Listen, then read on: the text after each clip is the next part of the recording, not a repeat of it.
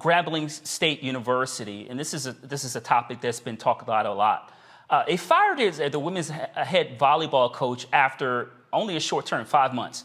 President Rick Gallot and Dr. Scott, vice president of intercollegiate athletics for Grambling, announced that Chelsey Lucas' termination on Tuesday following an internal investigation within the volleyball program.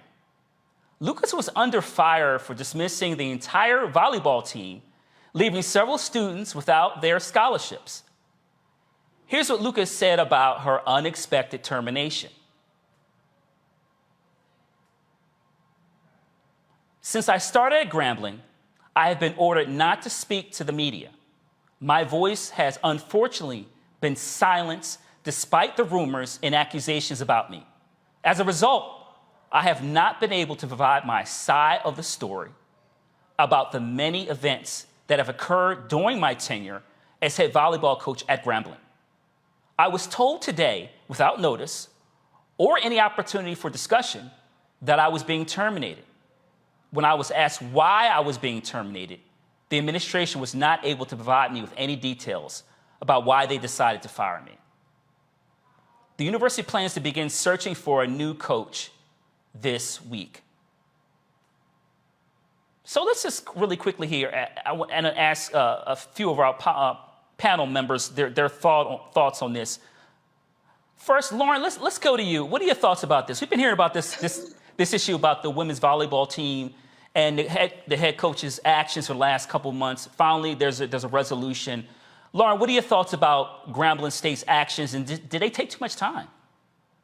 Well, she cut every member of the coach, the former coach now, cut every member of the team and revoked all of their scholarships. Now, I certainly I'm not privy to the personnel details at Grambling State University.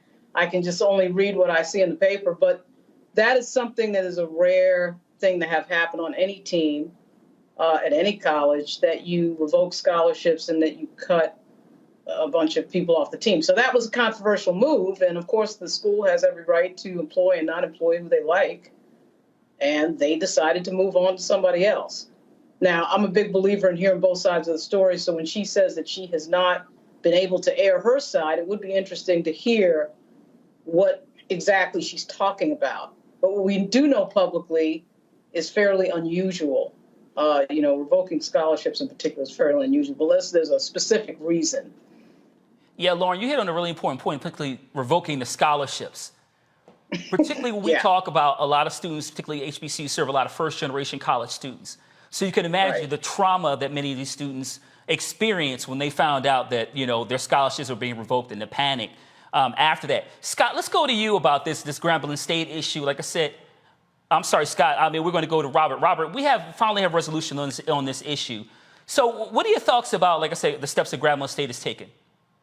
I think this has been handled sloppily from the beginning with there's no clear winner in this situation.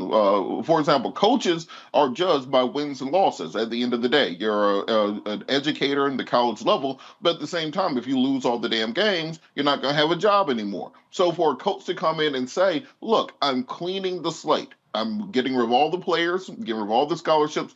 Everybody has the opportunity to come back in and win their spot back and win their scholarship back, because I want to get my people in there so I have the best chance of winning going forward. Seems to be a very reasonable thing to happen. I think that Bobby Knight did this in basketball. Nobody would say anything about this. So if Joe Paterno did this in football, nobody would say anything about it. But the fact of it being a black woman taking a power move like that, I think that's why it became so controversial.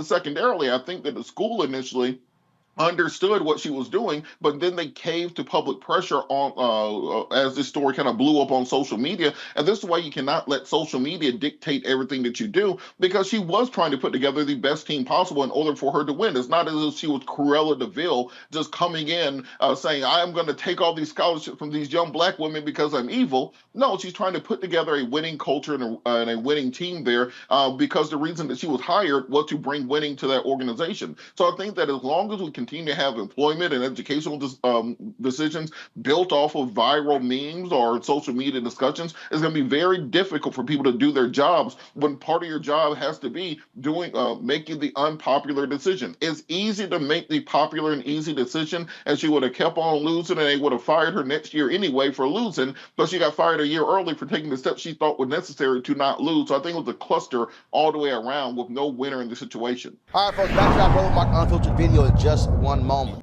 Love our new Alexa. It's a Buick. Yeah, Alexa. Buick. Alexa. It's a Buick. It's an Alexa. It's a Buick. It's an Alexa. Coach, that's a Buick. That's an Alexa. The Buick Enclave with available Alexa built-in. Folks, Black Star Network is here.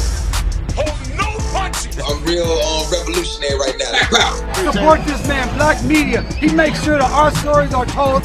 Thank you for being the voice of Black America, Roland. Stay black. I love y'all. All momentum we have now, we have to keep this going. The video looks phenomenal. See, there's a difference between Black Star Network and Black-owned media and something like CNN. You can't be Black-owned media and be scared. It's time to be smart.